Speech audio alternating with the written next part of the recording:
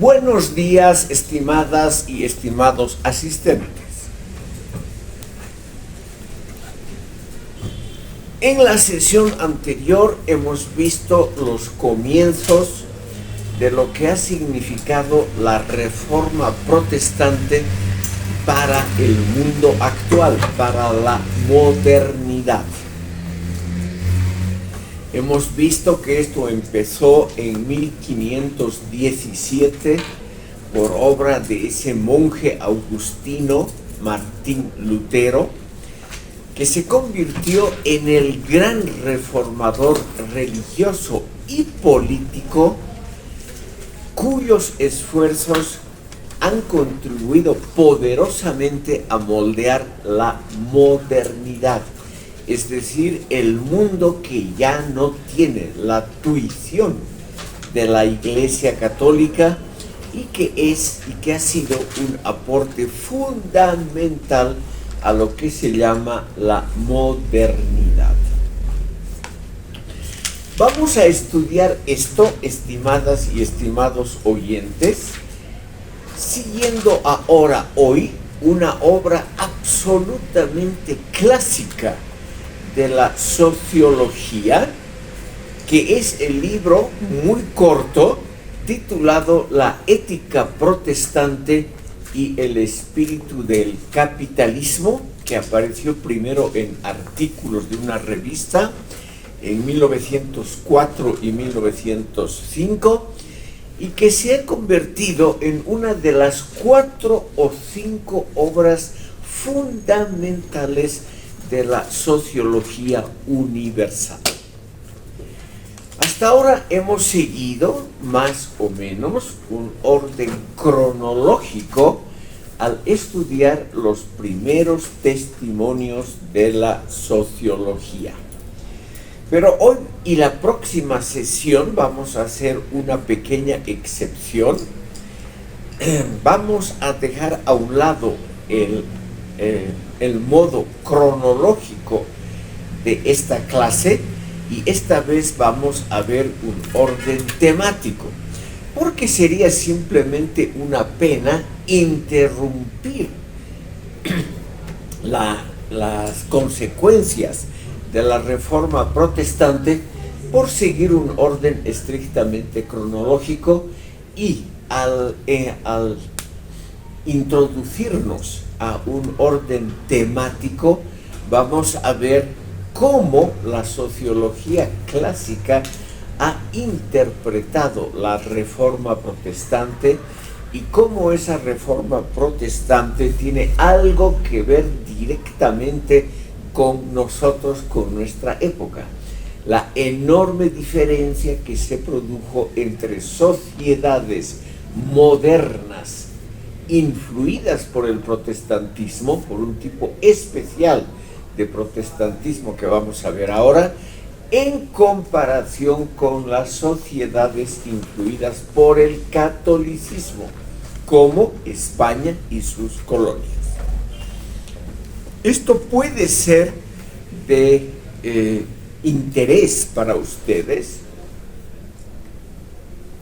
porque automáticamente vamos a ver, según este autor absolutamente clásico de la sociología, Max Weber, vamos a ver cómo se puede explicar la diferencia entre sociedades altamente desarrolladas del norte y las llamadas subdesarrolladas del sur, con uno de los factores que según la sociología clásica es o fue el determinante para diferenciar dos modos totalmente diferentes de desarrollo que perduran hasta hoy.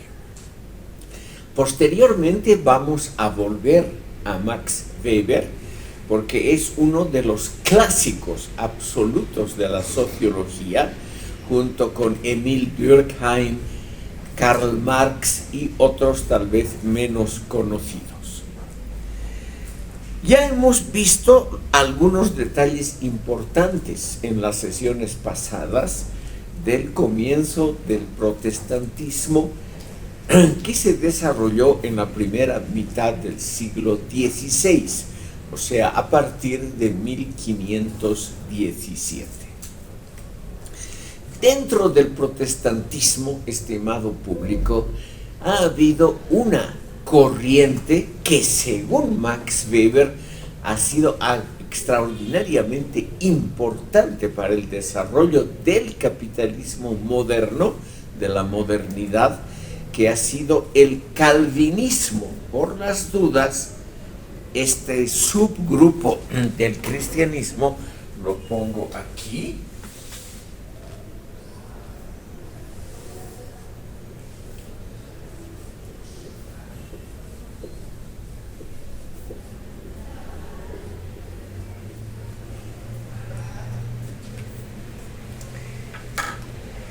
el gran mérito de Max Weber ha sido, estimado público, tratar de demostrar, nunca demostrar exhaustivamente, sino tratar de demostrar que las relaciones humanas y los modos sociales que se han desarrollado en la historia universal no pueden ser explicados por un solo factor.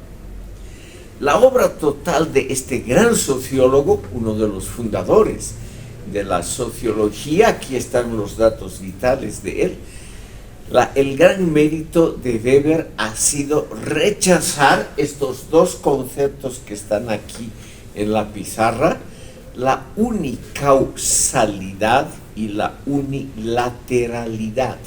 O sea, tratar de explicar todo el desarrollo social, histórico, político y artístico mediante un solo factor, como el económico, como el factor material.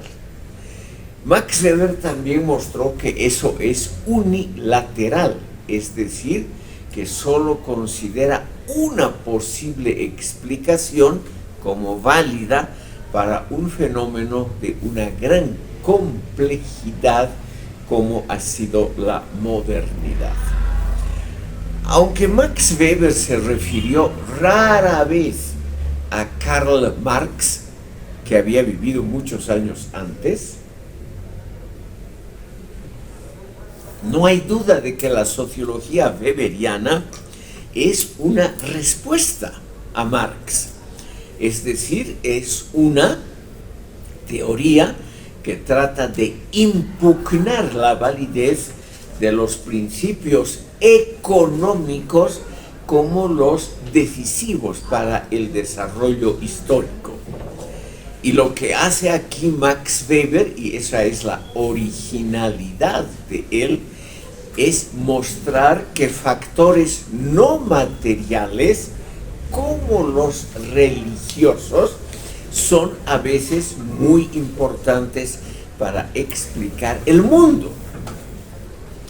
Entonces, aquí tenemos, estimado público, un autor que nos dice algo muy simple: no se puede explicar el desarrollo, la evolución de un orden social solo acudiendo a los aspectos materiales, sino que también hay que estudiar los aspectos que nos parecen los más alejados de la economía, que son los aspectos culturales, y dentro de estos los más espirituales, como la religión.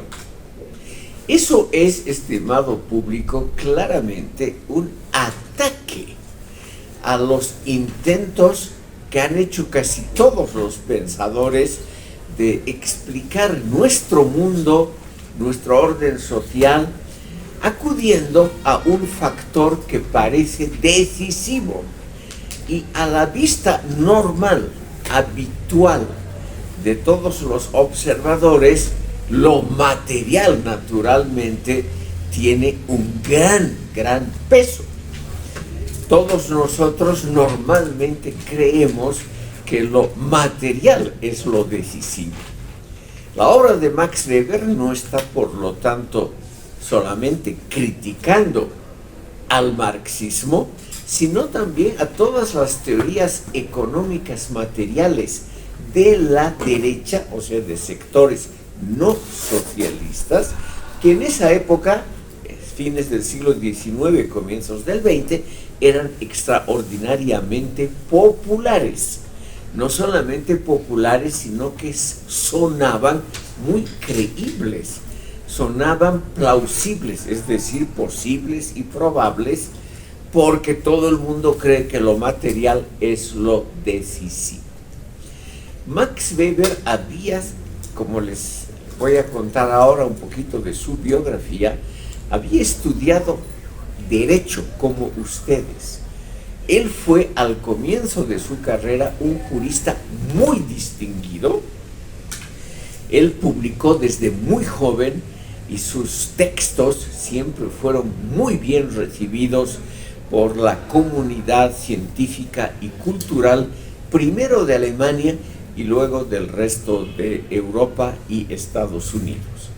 Y poco a poco él pasó del derecho al estudio de la historia.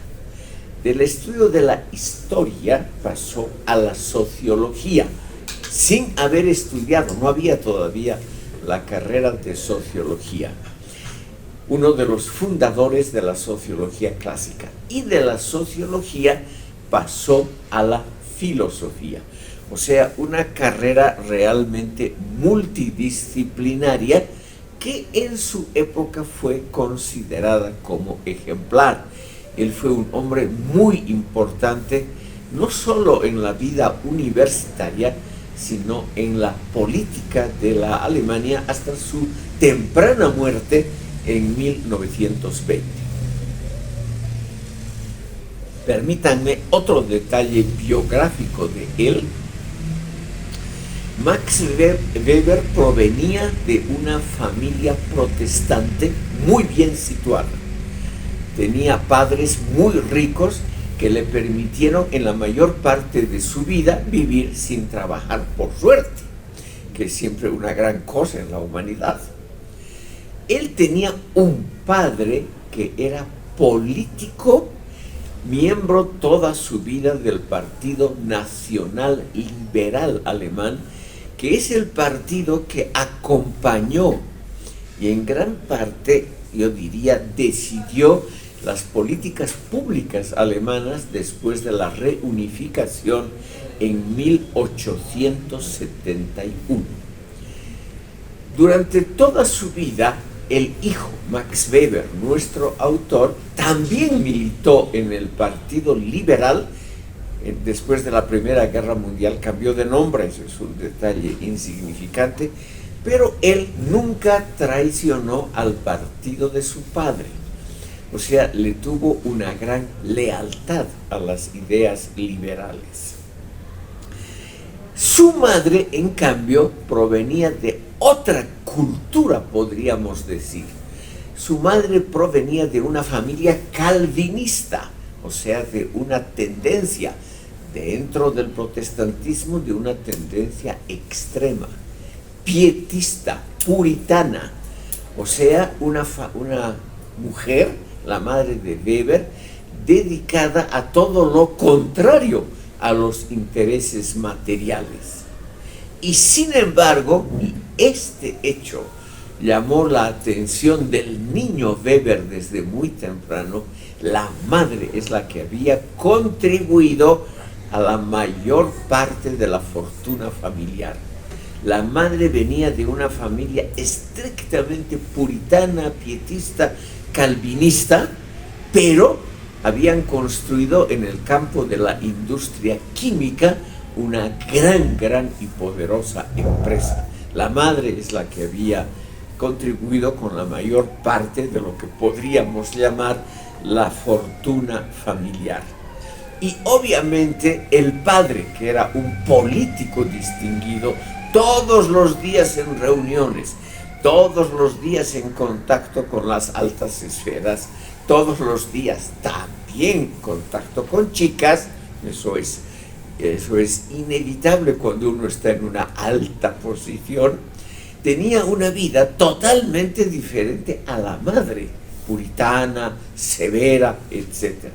Y Max Weber lo que toda su vida estudió es la contraposición entre la madre puritana, pero muy rica, y el padre, político y un hombre muy sociable, pero derrochador. Entonces, esa constelación familiar, por eso les cuento en una palabra, ha sido decisiva para que el joven jurista Max Weber se dedique también a examinar problemas de lo que hoy se llama sociología.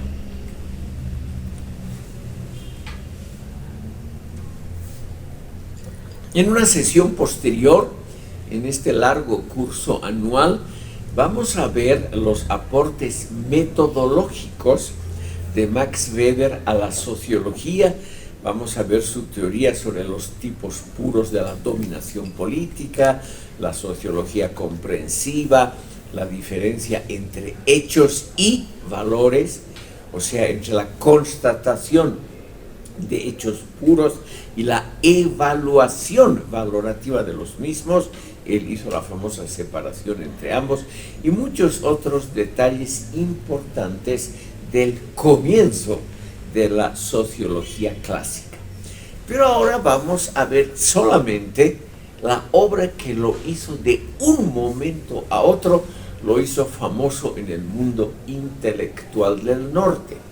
¿Qué fue ese libro que se llama La ética protestante y el espíritu del capitalismo?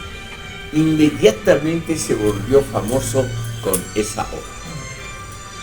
Lo interesante, estimado público, es que esta obra, publicada al comienzo, en 1904 y 5, solo como una colección de artículos en revistas, fue con el tiempo una de las obras hasta hoy, cumbres de la sociología, porque tiene un enfoque. Lo importante es el enfoque totalmente aparte, diferente, distinto de lo usual en esas épocas.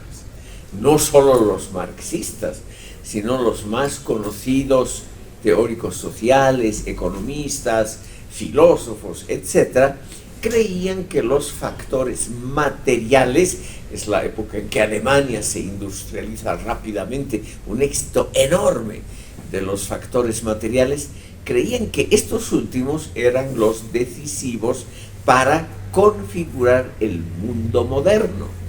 Y aquí viene un sociólogo en ciernes, o sea que comienza su carrera, que demuestra con una cantidad enorme de datos documentales, demuestra que los factores religiosos son decisivos para la ética laboral económica, o sea, para los modos en que se desenvuelve la moral del trabajador en muchas partes del mundo.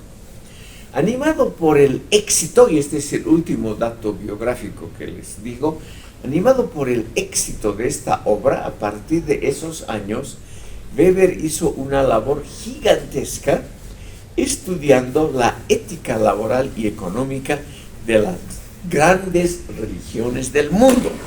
Por las dudas, estimado público, aquí les he puesto las 7 grandes religiones del mundo que Weber estudió. Es decir, como él no tenía que trabajar por suerte, él dedicó todo su tiempo y su dinero a adquirir toda la literatura en idiomas europeos que habían sobre las grandes religiones del mundo y las trató muy cuidadosamente. No hay ningún signo de discriminación a las religiones extraeuropeas, que son obviamente la mayoría entre estas religiones. Pero él demostró que toda religión es algo más que una creencia en el más allá y en Dios. Las religiones también son fundamentales para crear valores y normas de orientación en la vida práctica de todos los días. Ese es el gran aporte de él. O sea, demostrar, obviamente con documentos, que la religión es un fenómeno, era todavía hasta comienzos del siglo XX, era un fenómeno cultural de primer rango en la vida de la gente. Eso ha cambiado mucho en las épocas actuales, en todas partes del mundo. El mejor ejemplo es la China. En todas partes del mundo hoy en día la importancia de los credos religiosos ha disminuido enormemente, con excepciones. Todavía el mundo del Islam, el mundo musulmán, hasta hoy, no solo en la esfera política y en las prácticas religiosas, sino justamente en la ética laboral y económica, todavía los casi 60 países islámicos que hay en el mundo están influidos poderosamente por su religión. Y una parte todavía de la humanidad, sobre todo el budismo, la religión más importante del Asia Oriental, todavía tiene su influencia política y económica. Max Weber, con una enorme cantidad de material documental, lo que quiso es mostrarnos que factores que percibimos muy alejados de lo material, como son los credos religiosos, tienen su influencia decisiva, por lo menos en siglos pasados. Porque el gran mérito de Weber es haber estudiado, los resultados son naturalmente discutibles, haber estudiado por qué algunos países de Europa Occidental, sobre todo los del norte, los que no eran católicos, a partir de la Reforma Protestante, por qué esos países se desarrollaron tan exitosamente en contraposición al mundo católico. Max Weber en esa época utilizó las estadísticas bastante bien llevadas que realizaba la oficina del censo en Alemania. Igual que aquí había una institución estatal dedicada a los censos. Y esa institución también había publicado y compilado muchísimos datos sociales sobre la población alemana. Y ahora viene algo que todavía hoy, estimado público, tiene una importancia global en todo el mundo. Nadie se había fijado mucho porque la verdad es que ver tablas estadísticas y ese tipo de datos para la mayoría de la gente es algo muy aburrido. Pero Weber se dedicó a estudiar profundamente y notó lo siguiente. A comienzos del siglo XX, cuando ya el sistema estadístico estaba relativamente bien desarrollado y habían datos confiables, Weber notó que más o menos el 40% de la población alemana era católica y el 60% pertenecía a las diferentes denominaciones protestantes. 40 a 60. Hoy en día eso, lo digo entre paréntesis, ha variado muchísimo. Hoy en día, estimado público, más o menos la mitad de la población alemana es agnóstica o atea, o sea, no se interesa para nada por la religión, y eso ya viene de generaciones atrás. Y hoy en día solamente un 25% son católicos y un 25% protestantes. Pero veamos lo que llamó la atención a Weber, que fue el primero en notar algo que probablemente todo el mundo sabía un poco, pero no lo sabía conscientemente. 40% de la población total del Imperio Alemán en 1900 era católica. Y sin embargo, no había un 40% de profesores universitarios, investigadores, empresarios exitosos y gente con altos ingresos. O sea, profesores universitarios, filósofos, políticos, la gente decisiva, sobre todo los empresarios, eran casi todos protestantes. Entonces, esto le llamó la atención.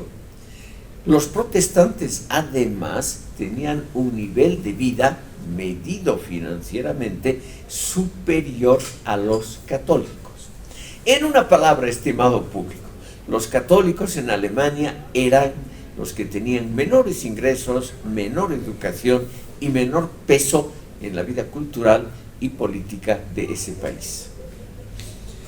Weber notó que los grandes empresarios son los que han fundado empresas que existen hasta hoy, las grandes empresas alemanas.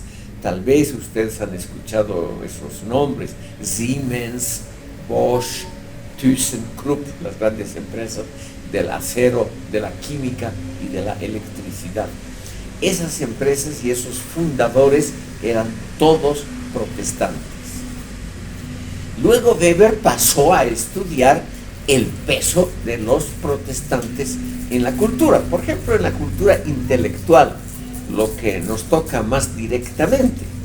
Los grandes filósofos alemanes, Leibniz, Kant, Hegel, Marx, etc. Marx era de origen judío, pero bautizado protestante. Todos, Nietzsche, todos eran protestantes. Es decir, no había católicos de peso en el mundo cultural. Y lo mismo en los políticos. La casa reinante de Prusia, que a partir de 1971 fueron emperadores de toda Alemania, también eran protestantes. El fundador del Imperio Alemán, el príncipe Otto von Bismarck, también. Es decir, había una enorme preponderancia de protestantes en la vida cultural, política y empresarial del país. Como los católicos no estaban sometidos a ninguna discriminación, no existían leyes que prohibían el acceso de católicos a la universidad o al mundo económico, Max Weber pensó que esto tenía que ver claramente con la mentalidad que uno recibía desde la familia, desde la cuna propiamente. Y ese es lo que él estudia en la ética protestante y el espíritu, es decir, la mentalidad del capitalismo. Y esa división, estimado público, es la que más o menos indirectamente nos toca a nosotros, porque España y sus colonias, por lo menos culturalmente, han crecido bajo la influencia del catolicismo. La pregunta fundamental que se hace Weber es la siguiente: ¿por qué en el mundo protestante, sobre todo Suiza, el norte de Alemania, Holanda, Gran Bretaña, los países escandinavos, por qué allí, según él, ha surgido el capitalismo moderno?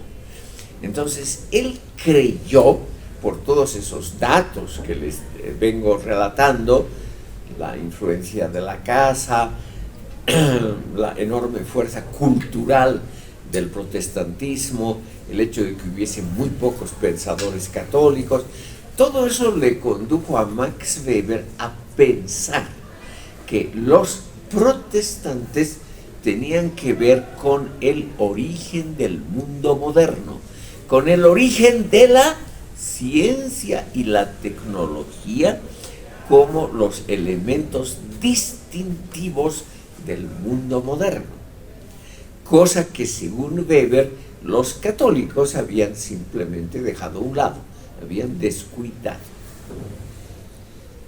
Cuando Weber estudia, por ejemplo, las familias económicamente importantes, él se da cuenta que hay un elemento preponderantemente protestante y muy a menudo calvinista, como su madre, en el mundo de los creadores, en el mundo de los innovadores, de los inventores tecnológicos. La familia de su madre había hecho notables aportes a la reciente industria química, inventando procedimientos industrialmente exitosos estudiando justamente procesos químicos. Ahora hay naturalmente un consuelo para el mundo católico que les puede interesar a ustedes. Max Weber estudió también la longitud de la vida, o sea, cuántos años duraba la vida entre católicos y protestantes, y cómo era el grado de contentamiento, de felicidad que tenían ambos grupos religiosos. Entonces, él percibió, y esto seguramente va a gustar a ustedes, que los protestantes eran económica y políticamente más exitosos que los católicos. Pero los católicos vivían más tiempo y eran más felices. Eran más felices teniendo menos y gozando más de la vida. En cambio, los protestantes tenían muchas más enfermedades típicas de las tensiones modernas, como úlceras estomacales, desarreglos del sistema circulatorio, y morían más fácilmente de infarto que los católicos, que se morían de viejitos.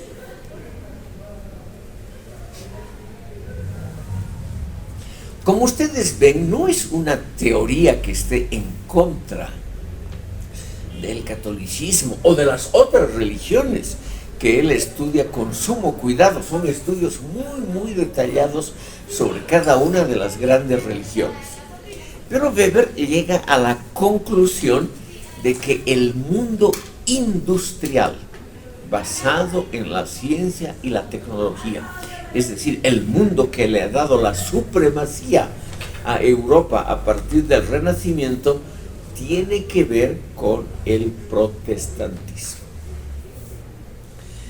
Según Weber, los puritanos, sobre todo de tendencia calvinista, que son los más severos entre los protestantes, hacen dos cosas que los distingue totalmente de los católicos.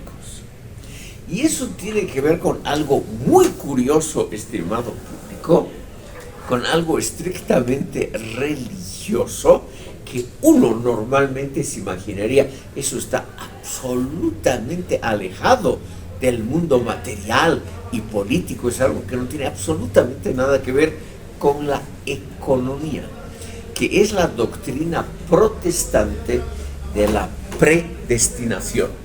Aquí tenemos que hacer un breve paréntesis de un minuto.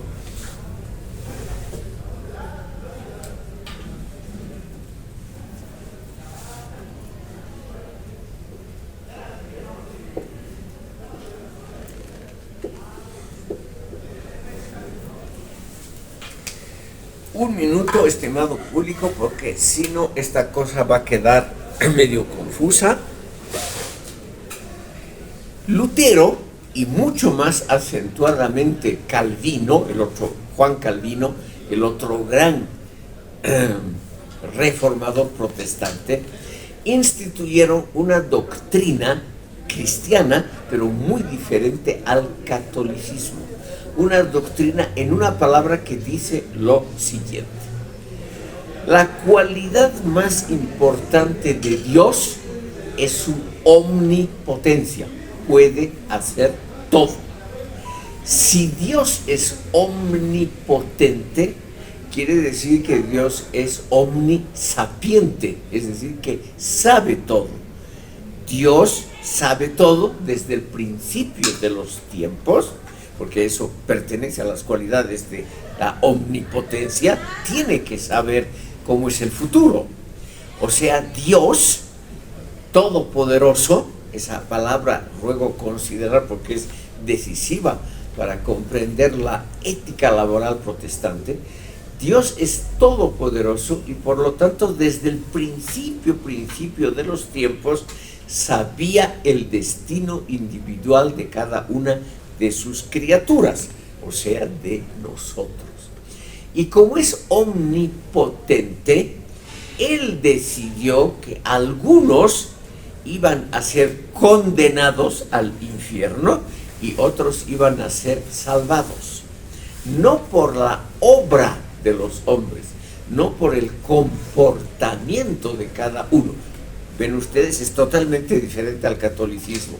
No por los pecados o no que hubiesen cometido los hombres, sino que la salvación o la condenación de cada uno es algo que Dios ha dispuesto desde el principio de los tiempos, porque si no, no sería omnipotente. Entonces Dios ha dispuesto cuáles de nosotros nos salvamos en el paraíso o nos condenamos en la tierra. Y uno podría pensar, si es así,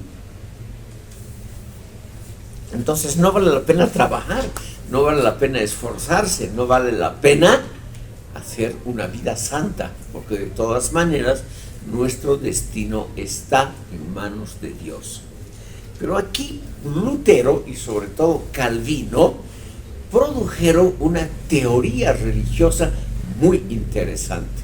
El ser humano no puede saber con seguridad si pertenece de antemano, antes de las obras, a los salvados o a los condenados. Pero, y aquí viene el dato fundamental del libro de Weber, pero se puede notar si uno es salvado porque a ese tipo le va bien en la vida económica. O sea, el éxito que pueda tener una persona es el signo de que ha sido por Dios elegido entre los que se van a salvar y después de la muerte van a ir al paraíso. Tener éxito en la vida es el distintivo de pertenecer a aquellos que se van a salvar.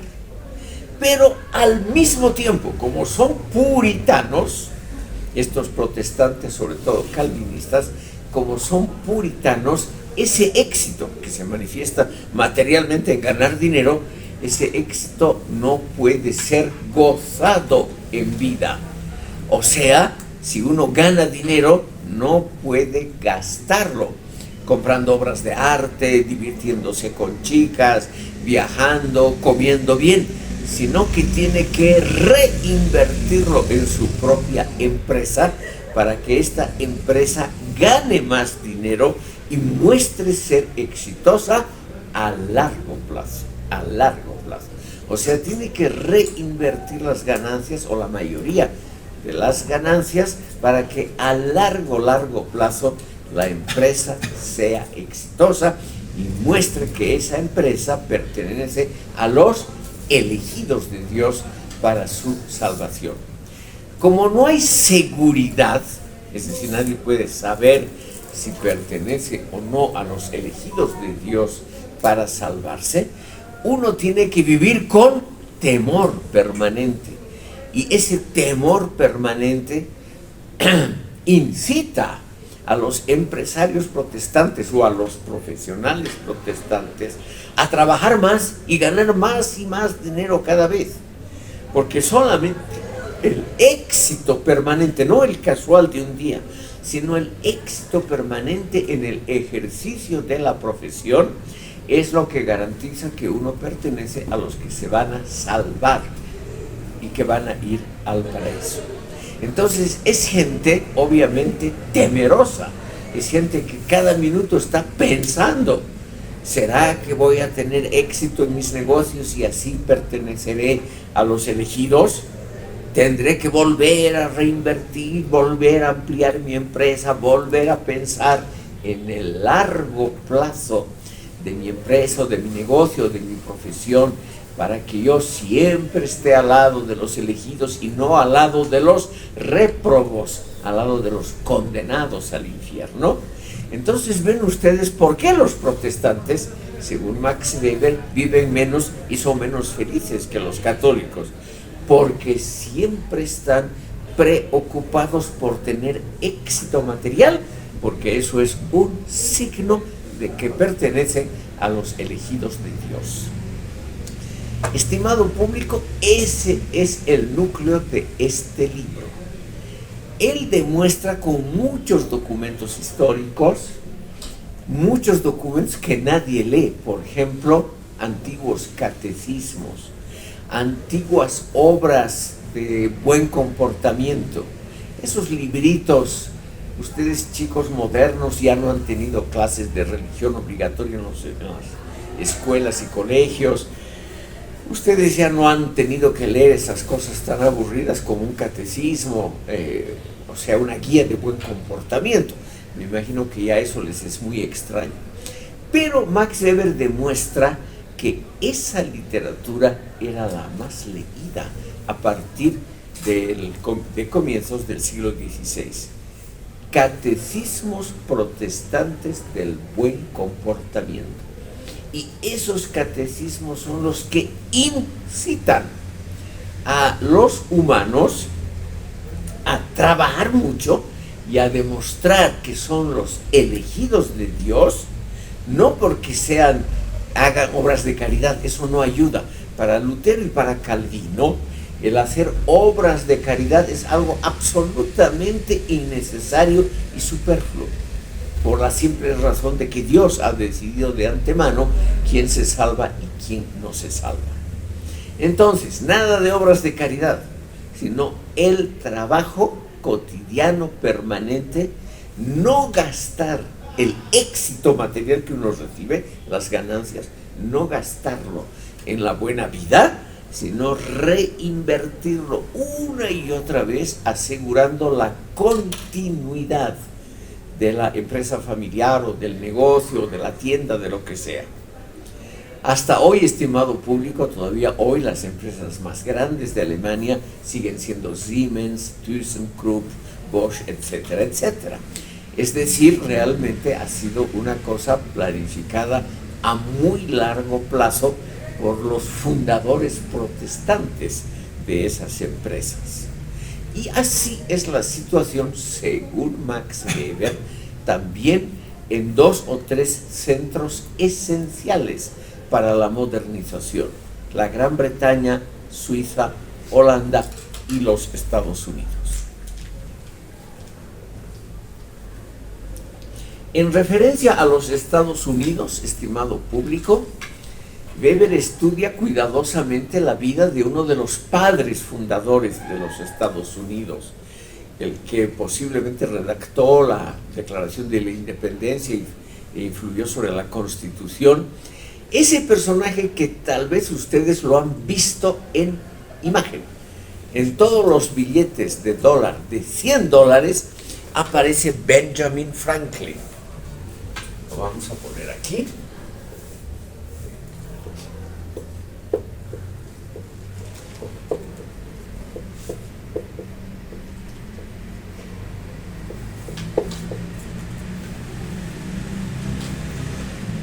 Que vivió en el siglo XVIII, fue un político muy exitoso y al mismo tiempo un hombre de negocios también exitoso, pero siempre vivió muy modestamente. No solamente fue exitoso en los negocios, sino también en los inventos. Es el inventor del pararrayos que se usa ahora en todo el mundo y de otras cosas prácticas. Franklin, según Max Weber, es el autor de los catecismos de comportamiento cotidiano más exitosos que hay. Esto pueden ver ustedes digitando simplemente Benjamin Franklin en cualquier buscador de internet. Les va a salir una biografía abreviada de la vida y de los logros de este señor. Y ahí van a tal vez ustedes encontrar esas reglas de comportamiento que son reglas de la austeridad exitosa. Nada de francachelas, nada de vida disipada, nada de relaciones extramatrimoniales, nada de eso, sino una vida severa, austera, dedicada al trabajo permanente. Y naturalmente, cuando uno tiene un trabajo permanente y un cierto éxito, uno tiene ingresos. Y esos ingresos tienen que ser usados en parte para mejorar la propia empresa, el propio emprendimiento en términos generales. Entonces, él cree, Max Weber, que el éxito de los Estados Unidos se debe a los estados del norte de los Estados Unidos, no a los estados del sur que conformaron, ustedes tal vez saben, durante el siglo XIX, esa confederación del sur y la guerra civil, la llamada guerra de secesión en Estados Unidos. El norte ganó la guerra. Benjamin Franklin venía del estado de Massachusetts, capital Boston, y donde está la Universidad de Harvard. Max Weber cree que ese es el núcleo exitoso de los Estados Unidos, porque este pequeño estado de Massachusetts fue fundado por puritanos británicos que huían de la Inglaterra del siglo XVI-XVII, que era altamente reglamentaria. Era una Inglaterra que, en el fondo, discriminaba a las sectas puritanas. Entonces, estos padres fundadores de los Estados Unidos habrían sido puritanos en el mejor sentido del protestantismo, y a eso se debería el éxito de los Estados Unidos. Gente ahorrativa, gente inventiva que inventaba nuevos procedimientos, que se abría camino, que conquistaba el mundo sin dedicarse a las francachelas y a la vida disipada, a la vida artística de los estados del sur. Es una teoría, entre otras, estimado público. Es una teoría que ustedes tienen que considerarla, como se dice, con pinzas, es decir, con cuidado, porque no es la explicación definitiva de ninguna manera, es un intento de explicar el desarrollo del mundo contemporáneo. Weber mismo creía que él había realizado un aporte interesante, pero no concluyente, no definitivo, sobre el aporte de la religión a su gran tema, el que aparece en el título de la obra, la ética. La ética, él se refiere a la laboral económica que se desprende de las grandes religiones. Una palabra, estimado público, solamente sobre el resto de la obra de Max Weber. Ese es prácticamente todo el contenido de esta obra absolutamente clásica de la sociología, la ética protestante y el espíritu del capitalismo, porque está fundada en muchos documentos, esos catecismos, esas guías de buen comportamiento, esas cosas que nadie lee. ¿Quién va a leer un catecismo del siglo XVI? Solamente ya encontrar en algún archivo, en alguna biblioteca, ya es una labor muy dura. Como dijo Max Weber, una gran parte de su vida la pasó él en archivos, aspirando el polvo de viejos documentos que nadie consultaba. Ese es el mérito de él. Tenemos entonces, estimado público, simplemente un intento de explicar cómo se desarrollan las sociedades, evitando lo que Max Weber quería evitar a toda costa. La unicausalidad, es decir, explicar todo por una sola causa, como hacían los marxistas con la economía, y la unilateralidad, que es observar solamente un lado. Unilateral es un solo lado de la vida social, porque él se crió en una atmósfera que no era marxista, pero era una atmósfera profundamente materialista y exitosa, como la vida de su familia. Su familia, tanto su padre, políticamente, uno de los miembros más destacados del partido gobernante, del Nacional Liberal, y su madre, heredera de una gran fortuna derivada de la industria química.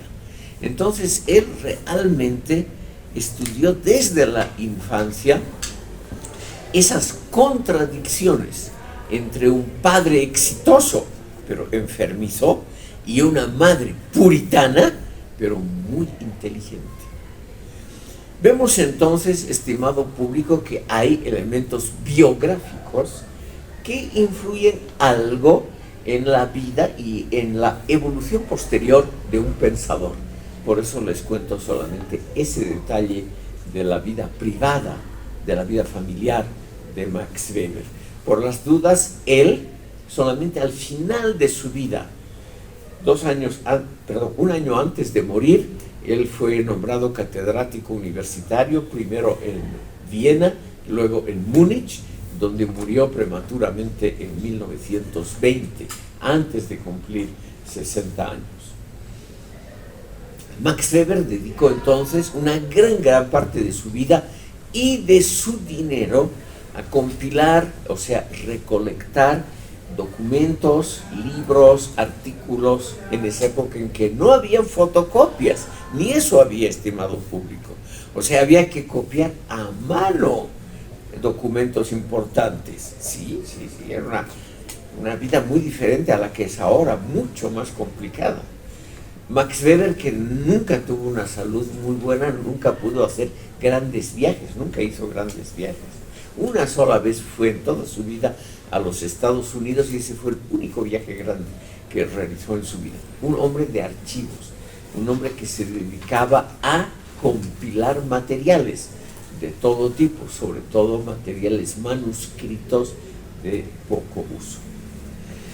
Permítanme una palabra, estimado público, para ver lo que dijo Max Weber muy rápidamente sobre las otras religiones. Ustedes pueden imaginarse que la vida universitaria en Alemania a comienzos del siglo XX era muy diferente a la actual. Había muy poca comunicación con el mundo fuera de la propia Alemania y mucho menos con regiones extrañas, totalmente extrañas para la vida académica normal alemana, regiones extrañas como el mundo musulmán, el chino, el japonés, Asia sudoriental, etcétera, etcétera. Uno de los méritos de Weber es justamente el haber analizado el aporte económico, ético, laboral de las grandes religiones del mundo.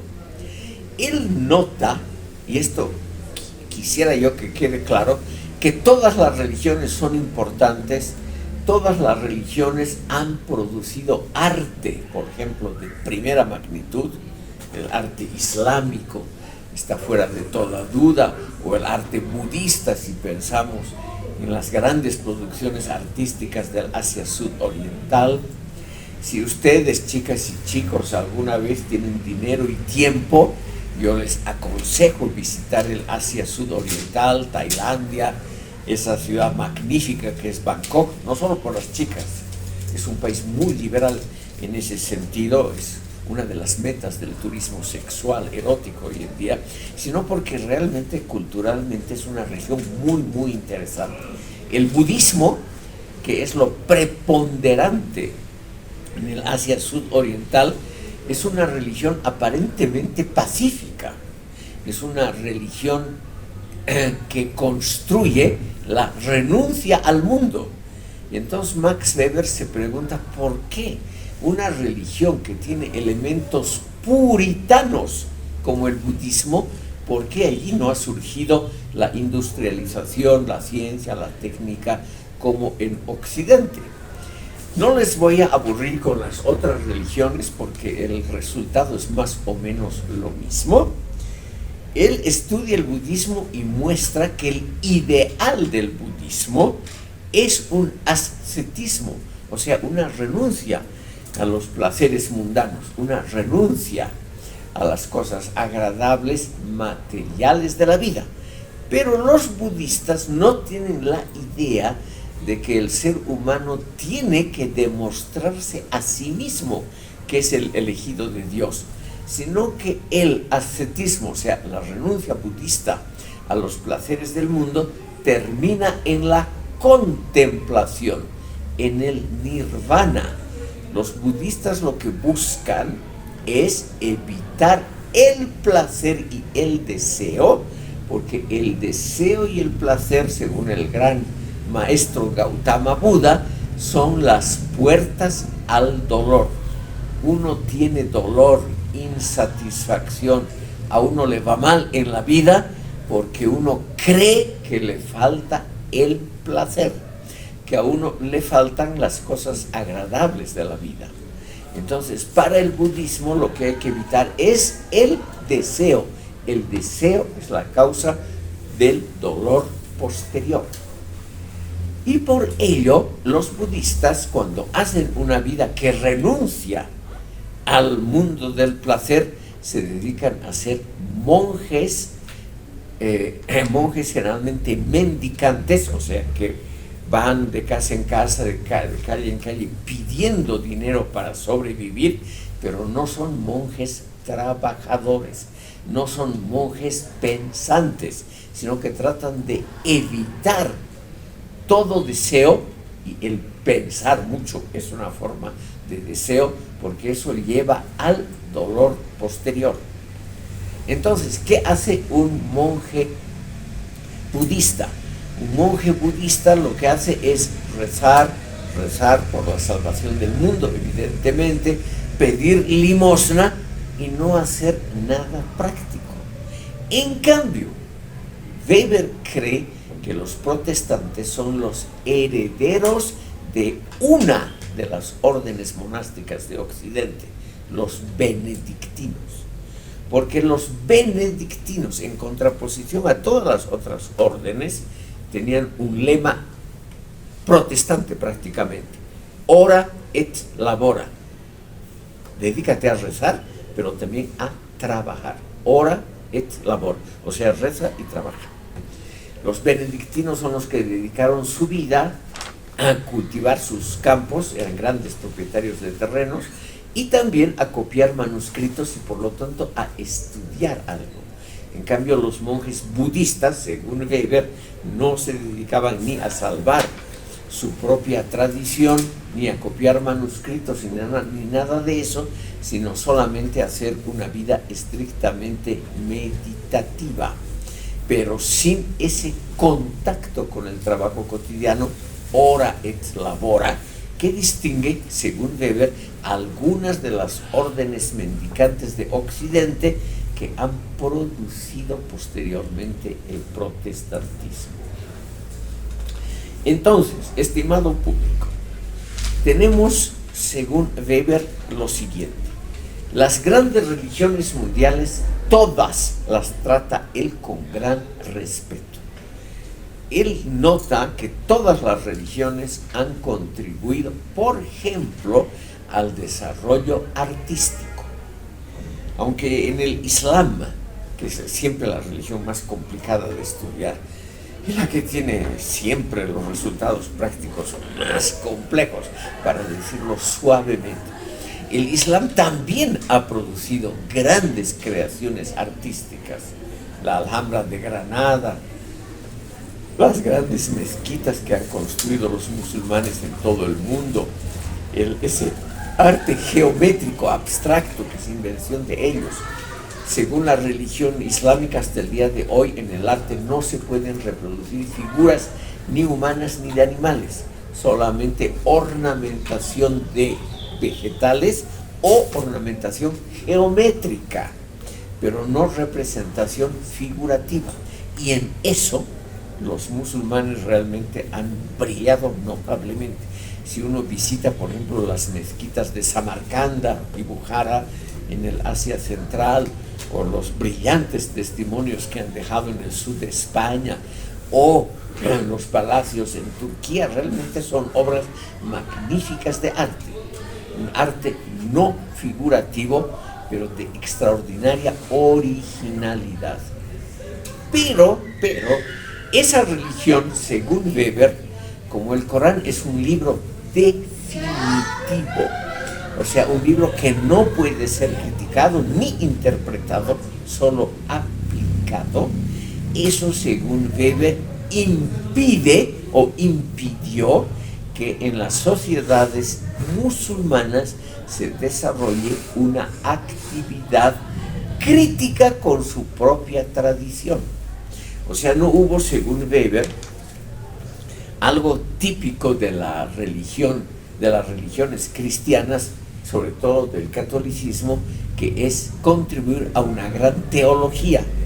No hay una teología islámica, porque el Corán solamente puede ser aplicado, pero no puede ser analizado, estudiado. Análisis significa desmenuzar, no puede ser desmenuzado, como ha hecho la religión, sobre todo Santo Tomás de Aquino y San Agustín con los evangelios. Eso no se puede hacer con el Corán dentro de la religión protestante. Vemos entonces, según Weber, que las religiones del mundo pueden ser muy productivas en algunos campos. Sin duda alguna, pueden ser en el campo del arte, en el campo de la vida cotidiana, pueden ser religiones muy sabias. Por ejemplo, el taoísmo, religión china y del Asia Oriental, una religión que hoy los liberales consideran como uno de sus antecedentes, porque es una religión que propone el dejar hacer, dejar pasar. O sea, tiene algunos elementos proto-liberales muy interesantes. O el confucianismo, estimado público, la religión más importante de la antigua China, que además era la religión oficial del Imperio Chino, y que ahora el gobierno chino actual la vuelve a reflotar muy exitosamente. Probablemente en Bolivia, en años posteriores, se inaugure un instituto Confucio. Los chinos están desarrollando a nivel mundial institutos de cultura e idioma, o sea, enseñar la civilización y el idioma chino a nivel mundial, con institutos que se llaman ya institutos Confucio. Imagínense un partido comunista que oficialmente todavía está en el gobierno, que en realidad es un club de empresarios privados. El Partido Comunista ha elegido a Confucio porque esa religión es la religión de las jerarquías y autoridades, la religión que propone siempre la obediencia como el máximo valor de orientación. Los hijos deben obedecer a los padres a las autoridades a los sacerdotes a las enseñanzas divinas, la mujer debe obedecer al hombre, etcétera, etcétera. Todo está muy reglamentado. Y al mismo tiempo, el confucianismo es una religión de una ética de la responsabilidad y del trabajo. Pero según Weber, es una religión que cree que todo lo importante ya está dicho, o en los textos de Confucio, o en las ordenanzas imperiales de las autoridades. Es una religión que propone que propuso durante siglos el mandarinato, o sea, la elección de los funcionarios públicos por exámenes públicos anuales, lo cual suena muy racional, suena muy positivo, pero aquí viene lo que Weber nos dice, estudiando ese sistema del mandarinato. Los mandarines eran los altos funcionarios públicos en la China imperial. Weber nos dice lo que tienen que hacer los candidatos es recitar, o sea, repetir conocimientos ya antiguos, pero nunca poner algo novedoso de su parte. Según Weber, y Weber no vio obviamente el desarrollo actual de la China, sino que vio la decadencia china. Imagínense ustedes, el imperio chino terminó perdiendo una famosa guerra contra el Japón, perdió 2 guerras contra Gran Bretaña en el siglo XIX y vio reducirse su territorio. En vida de Weber es que la China, por ejemplo, a favor de Rusia, perdió la Siberia Oriental, territorio que los chinos discretamente todavía reclaman hoy. Perdió Mongolia, perdió Corea en favor del Japón, etcétera, etcétera. Entonces era un imperio decadente, no era la actual China. Por lo tanto, la teoría weberiana, y eso se le ha criticado, no puede aplicarse para comprender la China actual y sus éxitos. No puede ser utilizada. Pero como estamos refiriéndonos a Weber como figura histórica, veremos a toda velocidad lo que dijo él del confucianismo. Es una religión, según Weber, que apoya la recitación, o sea, la reproducción mecánica de conocimientos anteriores. Los exámenes, y eso es obviamente con respecto a todas las otras culturas del mundo, es algo racional. La elección de funcionarios públicos por exámenes anuales abiertos a cualquier clase social. Weber reconoce ese poderoso elemento de racionalidad en la cultura china. Pero, observando el contenido de esos exámenes, Weber cree descubrir que esos exámenes premian la repetición fiel de la gran literatura china, pero no la innovación y la crítica. Por lo tanto, también la religión confuciana no, según Weber, no ha contribuido al desarrollo de la ciencia y de la tecnología como sí la ha hecho el protestantismo, que premia las invenciones. Con respecto al hinduismo, estimado público, es más o menos lo mismo. Como ustedes saben, en la India la religión mayoritaria, el hinduismo, prescribe, enseña que la sociedad humana está dividida en castas, no en clases sociales o en capas sociales que se miden por el ingreso o por la educación, sino en castas que se caracterizan porque uno nace en un determinado grupo social que no lo puede abandonar hasta la muerte. Una casta no tiene nada que ver con el uso que Javier Milei hace de la palabra casta, nada que ver. La casta hinduista es un grupo social, una capa donde uno nace y uno muere en esa casta, y por decisión divina uno no puede abandonar esa casta, ni subiendo ni bajando. Esa es la concepción clásica de casta. Entonces, según Weber, el hinduismo ha tenido un elemento muy positivo y racional, porque la casta superior, la casta de los brahmanes, es la casta de los intelectuales, de los sacerdotes, la casta de la gente que tiene que ver con la cultura. Pero como son los privilegiados de ese mundo, hasta el día de hoy, los grandes políticos hindúes todos pertenecen a la casta superior. Según Weber, ese sistema de casta ha hecho que esa casta privilegiada goce sus privilegios, pero no tenga ningún interés en cambiar el esquema social predominante.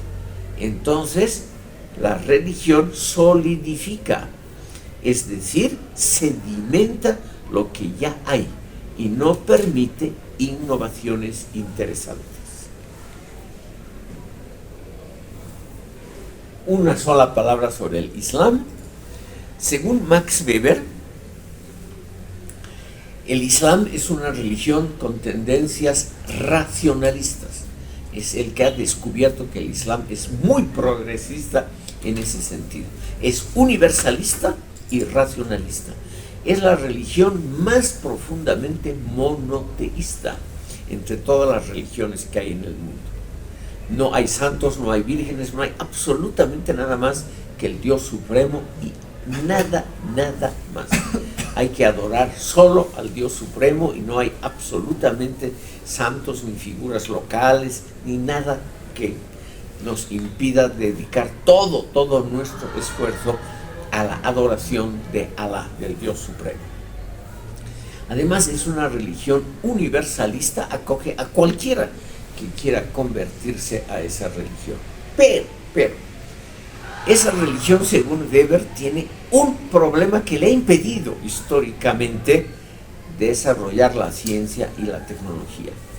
Y eso es la fijación en códigos de comportamiento derivados del Corán, la Sharia, o sea, la tradición de ética, de comportamiento cotidiano, que claramente privilegia el comportamiento estrictamente adecuado a las reglas y castiga todo comportamiento que se desvíe un poquito de las reglas consuetudinarias, o sea, de las reglas de la costumbre colectiva predominante. Según Max Weber, el protestantismo, en su versión puritana, justamente privilegia a aquellos que hacen dinero hábilmente, que inventan también. Privilegia justamente el comportamiento no convencional. En cambio, el Islam privilegia precisamente el comportamiento convencional y rutinario, pese a ser racionalista y universalista, y por ello, por premiar ese comportamiento, es que el Islam no ha podido contribuir a la época de las grandes invenciones técnicas y descubrimientos científicos.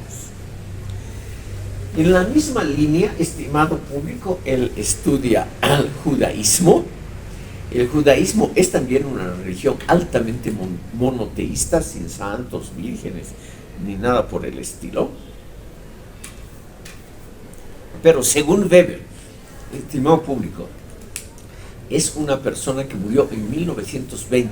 O sea, él no vio los éxitos actuales en el campo de las invenciones, de la acumulación de premios Nobel por parte de personajes que vienen de la religión judía. Eso no vio él. Él vio el judaísmo hasta 1920. Y hasta esa época era, como el Islam, una religión ritualista y conservadora. Para que vean ustedes que también un gran pensador como Weber no puede anticiparse al futuro y tampoco nos da una explicación válida para todos los casos, tampoco. O sea, para él el judaísmo es muy parecido al Islam, una religión racionalista pero no universal. Había que descender de madre judía para ser judío, no es una religión proselitista. Entonces, según él, tampoco el Islam ha contribuido al mundo moderno.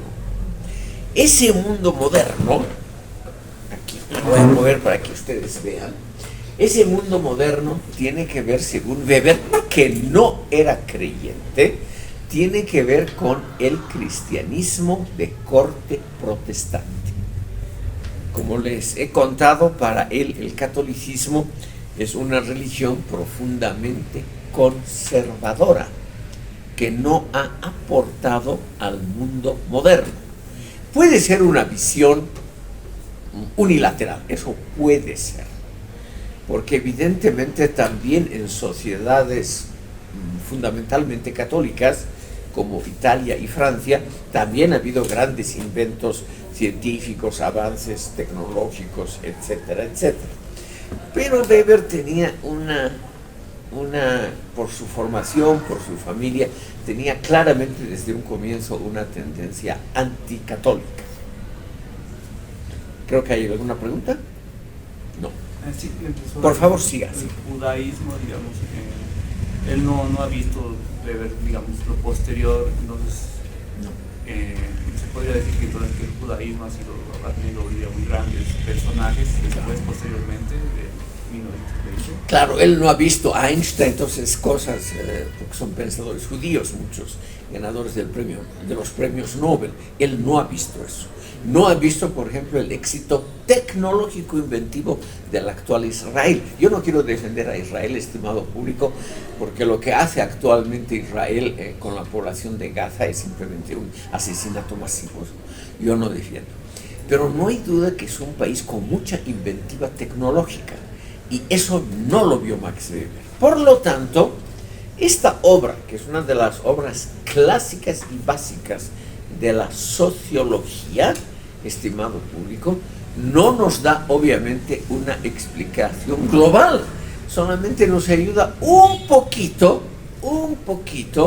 nos ayuda a evitar, en eso tenía el razón, a evitar considerar solo un factor para explicar el mundo.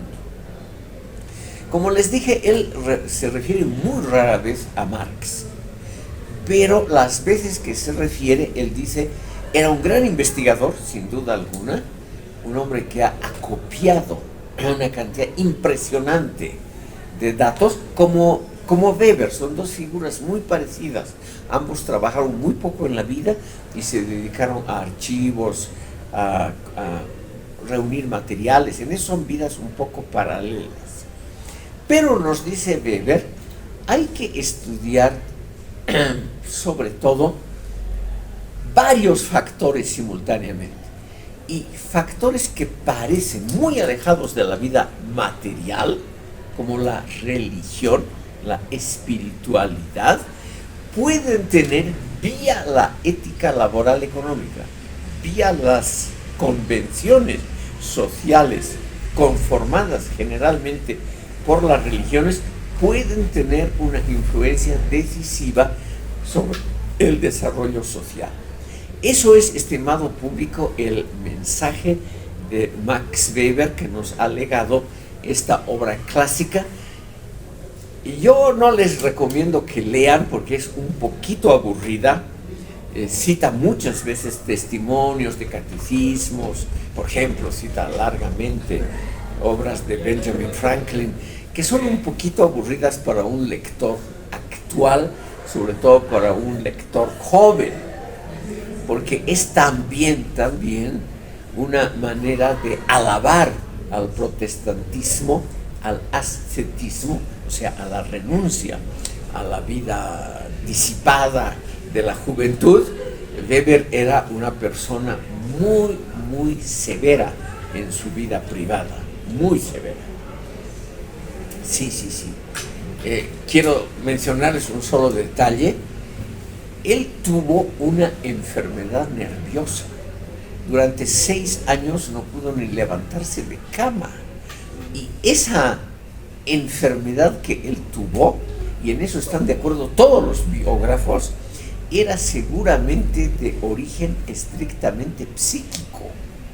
O sea, él con su renuncia a los placeres del mundo, en eso imitaba a su madre. Él, que era un hombre que en el fondo le hubiera gustado tener mujeres, placeres, etc., él nunca se dedicó a ello por una convicción ética. Él debía dedicarse a desentrañar el desarrollo del mundo y nada más. Entonces, posiblemente su enfermedad, 6 años de permanencia en cama, se debió a una enfermedad psíquica que tenía que ver con un puritanismo exagerado. Estimado público, en la próxima sesión vamos a terminar de ver algunos detalles de Max Weber y vamos a adentrarnos a la obra muy interesante de Emil Durkheim, también uno de los fundadores de la sociología, un francés que también ha estudiado la influencia de las religiones sobre el mundo material. Ese va a ser también el tema de la siguiente clase. Como veo que ya están esperando afuera, ahora terminaremos esta sesión. Si es que no hay ninguna pregunta, comentario, impugnación, siempre bienvenidos los aportes de ustedes.